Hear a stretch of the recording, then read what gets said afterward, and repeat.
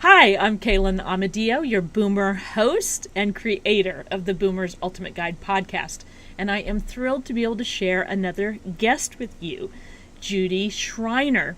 She is a journalist, an author, and a radio show host who has been writing about boomers for over a decade.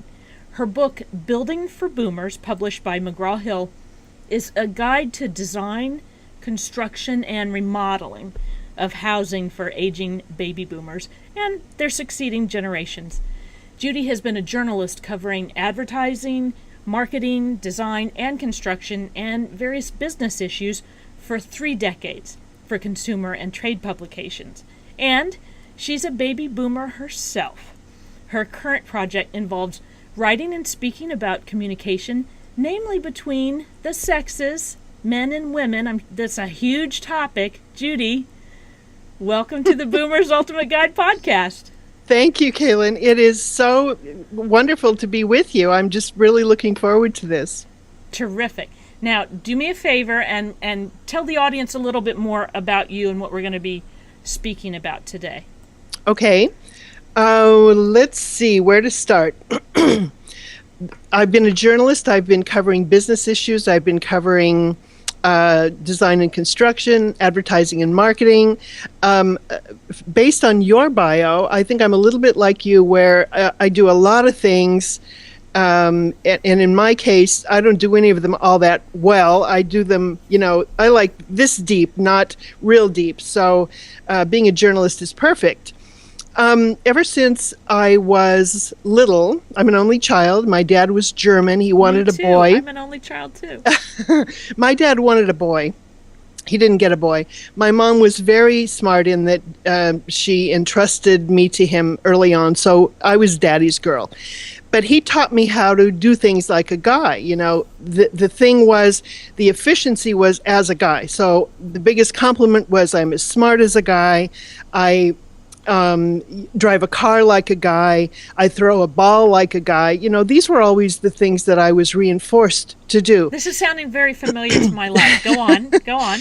Consequently, I had a lot of guy friends early on because I could relate to them. I never related to the frou-frou world. I was never a tomboy particularly, but I just, my whole aim was in a different direction. My dad and I would do all kinds of fun things together, and he was never anyone to talk seriously with. That was my mom's job. But whenever I wanted anything, I knew exactly how to get it from him. I saw my mom do that, and I thought she was very manipulative. So growing up, I just really rejected everything that she did to get him to give her permission to call someone to fix something because he was a fixer, etc. And then I got into corporate America. And one of my bosses, I couldn't get anything past him. He wouldn't okay anything. And I looked at him. He even looked a little bit like my dad, and he was from the same part of the universe. And he was so much like him that I thought, I'm going to try something. So I tried treating him like my dad, and I had no trouble at all. Zero trouble from then on. We were pals, and everything worked. So over the years, wherever I went, I was with guys, and I could relate to them very well. My dad had a great sense of humor. He would, nothing was sacred to him, so everything was a joke. And so I learned to banter, like guys do. And I also learned to appreciate sports. So consequently, I could go into any room and be with guys and feel very comfortable. So, of course, starting to cover design and construction, especially the construction part, I was the only woman in the room half the time, and I was extremely comfortable with that. So as I got to know people and talk to them, they kept telling me, I've never told anyone this before. And that became such a staple in my life that I came to expect it. I was disappointed practically if I didn't hear it. And I mean, this was on airplanes with strangers. It was with bosses. I can't tell you how many bosses confided in me. Amazing things. One of them told me how he lost his virginity. etc. At a Black Sabbath concert. Don't you love that? And I just heard amazing things. And of course, as a journalist, they learned to trust me because I kept their business secrets. And so consequently, I learned how to get men to talk to me. And so, they say that if you do something kind of by nature, that you just break it down and you teach other people how. So that's what I'm doing now. I love this story because you could just be describing my own life to me. So I get you so much. You do not even understand. I completely get this. Okay. So we're like sisters from another mister. Right. All right. So we're gonna talk about boomers. We're gonna help some boomers out today. So we're gonna talk about communication. Tell me, how is working with boomers different? Do you see, or how are boomers handling communication differently? We're kind of a hybrid because we grew up with a lot of the traditional values of our previous generation, the silent generation. Mm-hmm. My experience of the silent generation, by the way, is that they're not very silent. I've got some very, very good friends from that generation. They are not silent. I think they're honorary boomers. They create trouble wherever they go in a good way. And then we've got, the whole new thing. The problem with baby boomers is that it is segregated by age. I'm a leading edge baby boomer. I was born fairly early on, and I have friends who are boomers who are a different generation. They like different music. They were socialized differently. So to generalize about boomers, I think, is a mistake. But that being said, boomers are still kind of in the middle because they have the values and mores and habits of our parents and the previous generation, and then we have the kids and the millennials and the Gen X and all this stuff, and so we're flailing around a bit, because we're not comfortable in either world. Yeah, you're right. We do straddle, and it's such a large span of time. I guess about 18 years, that they've tagged us with, and I landed towards the end. Almost at the end of that. So there are differences, but you're absolutely right. We pick up all of those habits that our parents, who are not I guess some boomers could have parents that are boomers. That could be. But for the most part, our parents were that older generation, right, who saw that life was supposed to happen a certain way, and I was taught, yes, like you work hard to get a paycheck, someone will notice how hard you work. There are certain things. Exactly. But that doesn't always work when you're an entrepreneur or you're dealing with corporations now. Yes. And the way the world is now. Absolutely. So, well, boomers. We're in a little bit of a sandwich place that's weird. Yes. What we want out of corporate America and out of a job is very different from what the next generations want, and that makes it really challenging in the workplace. Yeah, you're absolutely right. All right, so let's give some tips to boomers. If you could identify three of your top tips for boomers regarding their workplace, their communication, how can women talk to men? How can men talk to women? Well, I think a lot of women really want, men, bosses or whatever, to talk to them about or resolve issues, which requires communication. And so if I'm limited to three, which I really blanch at, I would say the number one thing is to don't judge or get angry. Whenever you are wanting to talk to someone, be open. Don't accuse. Say, when this happened, I felt this way, or I thought this, or whatever. You don't say, you made me feel this, or you did this, and don't point your finger at them. Don't, poke their chest verbally or literally. And be light.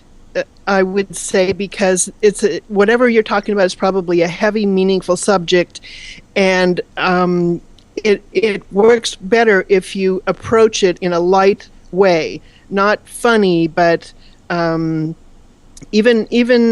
when you're in the middle of something and they say something that is just baloney, don't say that's baloney. Say, oh, really? Make light of it. And then the other thing I would say is don't interrupt. When you've got somebody who is not particularly a communicator talking, don't interrupt them. What you're trying to get from them is their point of view. And then after they've shared their point of view, which could take a long time. Oh, man, I can tell you some examples in my own life, especially as a journalist when people were mad at me, where I had to let them vent, and I had to sit there, and I had to listen, and I had to make sure that I was listening in a receptive way, as opposed to I couldn't wait to make my own point, type thing. So, and then the last thing, don't hold it against them later. If whatever they say in this supposed safe space that you're creating comes back to haunt them later, they won't talk to you next time. That's right. Yeah. Those are all really good points. Really good points. Especially that last one. Don't hold on to something and then throw it back in somebody's face later. Exactly. That is no good. I read an article, I think it was a couple months ago, it was sometime during the summer, and women and men both do this, that men interrupt women when they're talking. Yes. And I can't remember, it was some double-digit huge percentage. I don't remember exactly what it was, but it was very significant. Yes. That they feel free to interrupt women when women are talking. And other women interrupt women when they're talking, but we tend not to interrupt men when men are talking. And I thought that was very interesting. Most of my friends are women. Most of my women friends are women who don't like other women. And so a lot of them are socialized like men. So getting together with my friends is an exercise in interruption. And as a trained journalist, I'm trained to listen. So one-on-one, I find it really interesting. One-on-one, I'm very verbal, but you get a third person in there, I almost always go silent and listen to them and observe. And I think that is one way that I've been able to. Well, being an only child, doing a lot of things alone. I go to concerts alone. I go to movies alone. I go to dinner alone. I'll go anywhere alone. Yeah, me too. You get to observe people. When you're in a conversation with people walking down the street, you don't see people the way you do when you're alone. And as a journalist, I've had to be able to ascertain if people are telling the truth. So my greatest joy in life is to peel away the layers of the onion. And as a journalist, I got to do that and get paid. Oh, that's interesting. Do you find that you read body language while you do that? Have you sort of picked up that ability? Sort of. I'm trying to kind of study the micro reactions, But frankly, my life is centered around my intuition. I can feel things about people, and I've always known the minute I've met someone if I could trust them or not. I haven't always known if I like them. I've changed my mind a lot about liking them, but I've never been wrong on whether I could trust anyone. Oh, that's very interesting. I always described myself as slow to warm up, right? So in whatever the situation is, I spend a lot of time listening until I feel a certain level of trust with the people I'm around. Then I'll open my mouth and start to communicate with them, right? So I watch the whole thing till I'm sure. That's very good. Yeah. That's especially in business, because I've been suckered in, I have to say, by people who are very good presenters, very good salespeople. Yes.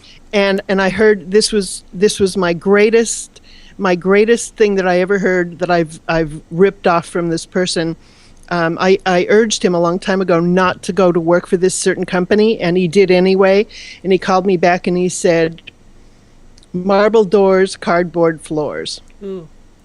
And I've gotten suckered in with that. It's funny, my intuition on the one time that I did it in the last decade, my intuition told me that, but I had my own reasons for wanting to go ahead, and I did. And sure enough, the cardboard floors sunk me. Yeah, you should have listened.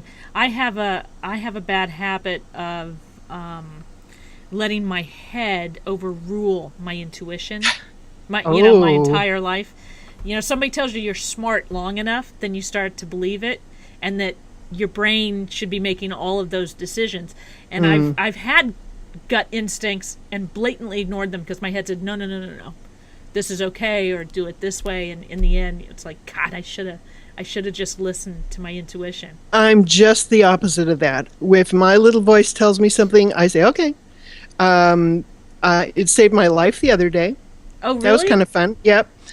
Can Normally when you're turning left, you know that you can turn when the light turns because, you're out in the intersection. I didn't even think about it. My little voice just said, oh, stay put. And here came a moving van roaring through the amber light that turned red. I would have been smushed on the street. Well, good and for so you. I thought, woo, thank you. I'm telling you, I have been making a really conscious effort to listen to my intuition and not Good. to say, yeah, right? And it does make a difference. Oh, just, yes. Just for, people out there, if you fall into my same bad habits, it really does make a difference if you try and spend some more time listening to your intuition. Not that that's what we're talking about today. Right. More about communication. So tell me what you think the biggest challenges or the biggest concerns that you see boomers experiencing in making this communication better. I think people are afraid. They're afraid of being judged. They're afraid of being rejected. They're afraid of learning the truth sometimes. Maybe if I ignore it, it'll resolve itself all on its own, which has happened. But so I think the biggest challenge is their own stuff. One of the things that I think is so critical that people really don't pay attention to that much is whatever you do as a child, however you grew up, that's who you are in corporate America or in your own business or in anything. Where you are one place, you are every place. And there are a lot of people who are one person at home and another person at work. But a lot of us, our core is how we handle things, how we perceive things is the same. So if you grew up making up stories about why everything happened, he did this because. You don't know that. Well, in corporate America and in entrepreneurial America, we do the same thing. And I think if we just drop all that, I went on a cruise recently, and my friend that I went with was way ahead of me on one of the tours, and she was really racing. I thought, she hates that I'm so far behind. I made up this whole story about how she was really rejecting me. And we got back on the bus, and she said, oh my God, I knew we had to get back. All I could think about was I had to get back to the bus in time. And I thought, how about that? I made up that whole story all about me. It had nothing to do with me. And I think that's what a lot of people do. So often. And it cracks me up, especially with people who do it. I mean, everyone does it to an extent, but people who do it about everything. I know someone who does it about everything. Me too. Every day. And I just sometimes sit and I listen to the entire fabrication, this whole world that she creates, that she literally just made up on the spot. Yes. And convinces herself is all real. Exactly. And I don't, I really just don't understand it. But, you're right. Maybe it's, from childhood, something that she learned as a coping mechanism, or I don't know what it is, but it's fascinating, and it cracks me up to hear people do that. The other thing is dealing with passive-aggressive people is so difficult. They're my worst nightmare because they will not address anything directly. And if you try to address something directly, they will worm out of it. They will squirm their way out of it. They will slither their way out of it. And then they will turn it so that you're the bad guy, or you're the dummy, or you're the whatever the bad thing is. I just hate passive-aggressive people. I would much rather have somebody say, I really hate you, than to deal with a passive-aggressive person. Do you think, and there might not actually be an answer to this, but do you think passive-aggressive people do it intentionally, or it's just their nature, their coping mechanism? I think passive-aggressive people are more judgmental, and I think that they can't help the way they think, or they don't think they can help the way they think, and I think that's how it manifests. I don't think they are deliberately evil. I don't like to believe that people are deliberately evil, even though I'm sure there are a lot of them that are. But I think it's just their way of coping with the world. You know, the whole challenge with dealing with other people in business is that they bring all this stuff with them. You can see their baggage dragged behind them, and that's what makes them who they are. And you can't really deal with it head on, because you've got to go back and back and back to find out how they got that way. Yeah, interesting. I can see so many people are flipping through my mind, as you talk, right? And you know what? I think it's really important to remember, and this gets easier to do as you get older, right?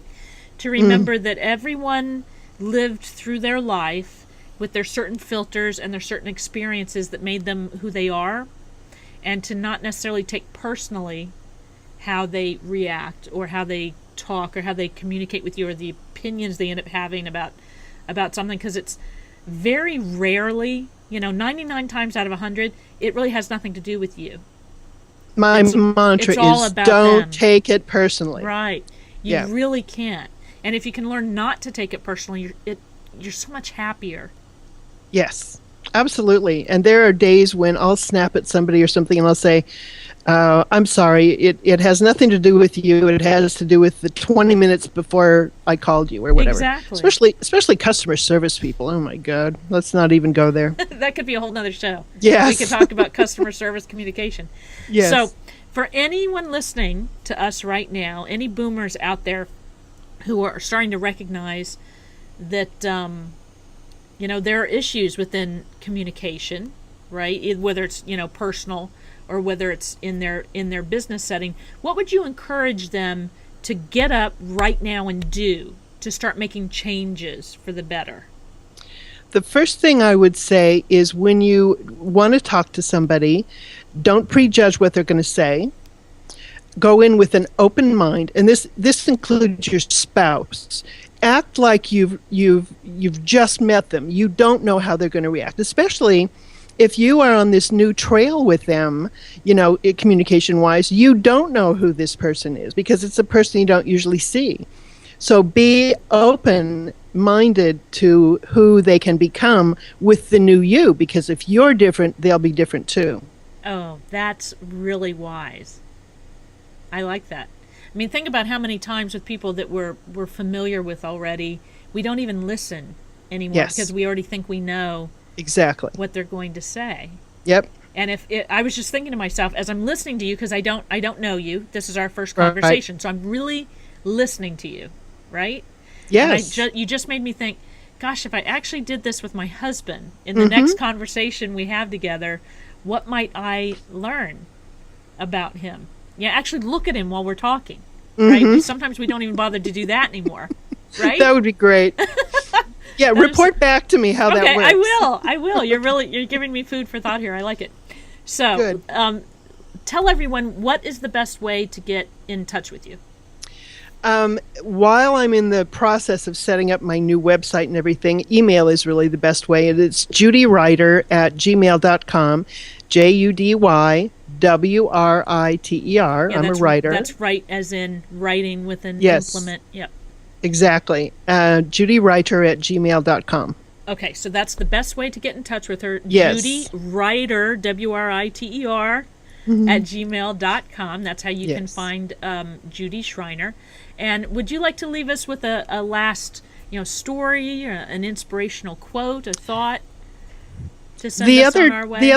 The other day, I got a call from someone I've been working with who lives with her boyfriend. She's crazy about him, and he's crazy about her. I think they're probably headed for marriage. And for the first time ever, she rejected his effort towards sex.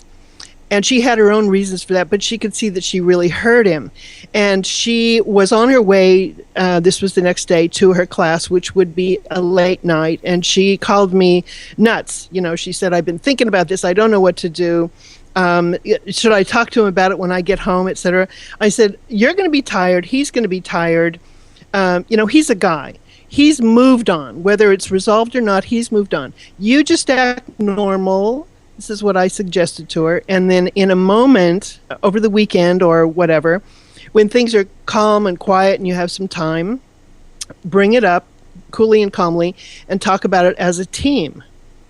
And she said, oh, thank you. Well, sure enough, I heard back later. It was perfect. She dropped it from her mind. She went home that night and everything was normal, and she said it all got resolved and it brought them to a new level of communication. Wow. And that seems so simple to do. Yeah. Right? But I know, are all women like this? I would be lamenting about it the whole time. Of course. Worried about it. Yeah. But you're right. The guys they get over it and they move on. Yep. Oh, very good. Very good. Judy, it has been wonderful speaking to you. I've had a great time. I feel like I've known you for a while because we've hung around in the same circles, but we've not actually ever met, beyond social media. I spent a lot of time in social media, but this is great to actually see you face to face. Thank you. I've really, really had a good time. Thank you for inviting me. Sure. And I hope you got some great tips out there, you boomers, about communication with your significant others in the workplace. This is a topic that I'm sure we could expand on for a very long time. Communication between the sexes. There have been a lot of books written about this. But hopefully you got a few wonderful tips that you're going to try out, like me, actually looking at my husband and having a conversation, not thinking I already know what he thinks. That's going to be great. I will report back to you, I promise. Good. Okay, cool. So check her out. You can contact her again at judywriter, WRITER, @gmail.com. And to all of you, thank you so much for spending some time here at the Boomers Ultimate Guide podcast. Until next time, take care. You've been watching Boomers Ultimate Guide TV, the place where baby boomers like me and like you can come together to learn, share, and grow a thriving business and vibrant life. See you next time.